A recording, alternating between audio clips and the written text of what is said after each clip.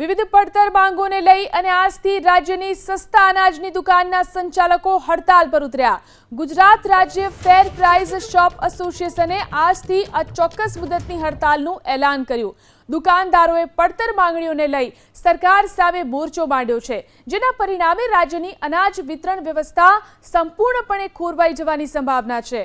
દુકાનદારોની મુખ્ય માંગણીઓમાં કમિશન દરમાં તાત્કાલિક વધારો કરવાની અને વિવિધ વહીવટી તથા ટેકનિકલ પ્રશ્નોનું નિરાકરણ લાવવાની માંગણીઓનો સમાવેશ થાય છે।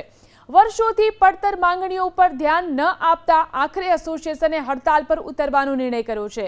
દુકાનદારોની ફરિયાદ છે કે કમ્પ્યુટરાઇઝ વેરિફિકેશનમાં વારંવાર સમસ્યાઓ સર્જાય છે, જેના કારણે ગ્રાહકોને અનાજ વિતરણમાં વિલંબ થાય છે। આ ઉપરાંત એસોસિએશને 80% બાયોમેટ્રિક વેરિફિકેશન ફરજિયાત કરતો પરિપત્ર તાત્કાલિક રદ કરવાની અને સિંગલ ફિંગર બાયોમેટ્રિક કોડની જોગવાઈ પણ રદ કરવાની માંગ કરી છે। ક્યાં સુધી ચાલશે તો ગર્ભમાં રહેલા બાળક જેવી વસ્તુ છે।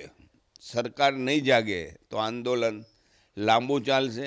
સરકાર જાગશે, સરકાર અમારી વાતો પ્રત્યે ધ્યાન આપશે, અમારી માગણીઓ સ્વીકારવા તત્પરતા બતાવશે, માગણીઓ સ્વીકારશે તો આંદોલન ઓટોમેટિક સ્થગિત કરવાનો વખત આવશે, એમાં કોઈ શંકાને સ્થાન નથી।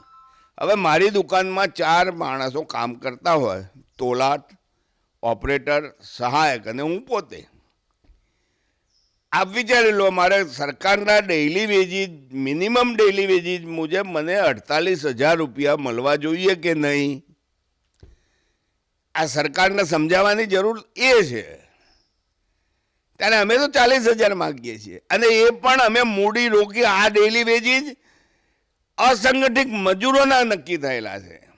જ્યારે અમે તો મૂડી રોકીએ, દુકાનનું ભાડું આપીએ, આ લોકોના પગાર ચૂકવીએ, આ બધું કરીએ તો 20,000માં અમારું થાય પૂરું? પછી કહે છે કે દુકાનદાર ઓછું હાલે છે, ચોરી કરે છે, કરે શું બીજું? ભૂખ્યા માણસની આગળ સાબડી મૂકી હોય રોટલા ભરેલી અને તમે કહો કે આ રોટલા હાચવી રાખવાના, કોઈ હાચવશે ખરો?